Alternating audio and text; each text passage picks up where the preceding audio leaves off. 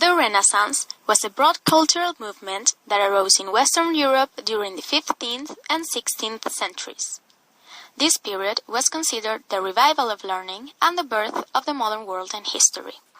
At this time, two important theories about the origins of knowledge were born: the empiricism and the rationalism. The empiricism is a theory proposed by John Locke, who says the knowledge is based on the experience and it is received by our senses. It proposes people are born with an empty mind that will be filled up through experiences. On the other hand, the rationalism is a theory proposed by René Descartes, who says our reason is the cause of knowledge, and we can access to it by thinking. He says people are born with an innate information in their minds, which has to be discovered through time.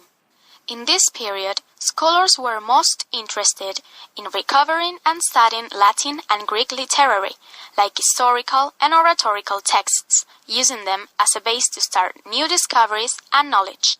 Not only Latin and Greek were important and studied. Little by little, the other languages were considered and studied too. There was now a linguistic diversity. The global scene changed with the invention of printing. The world started to get more easily culturized because the knowledge was closer to them by novels, dictionaries, and study texts. All of these factors made that literature was considered as the main authority and source of grammatical rules. We want to highlight the most important contributors in grammar during this period. Erasmus.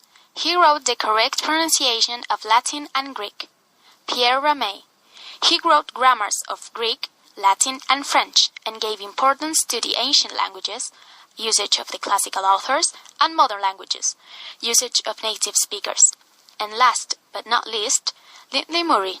He created an English grammar book addressed to young students, focusing on orthography, etymology, syntax, prosody, and punctuation.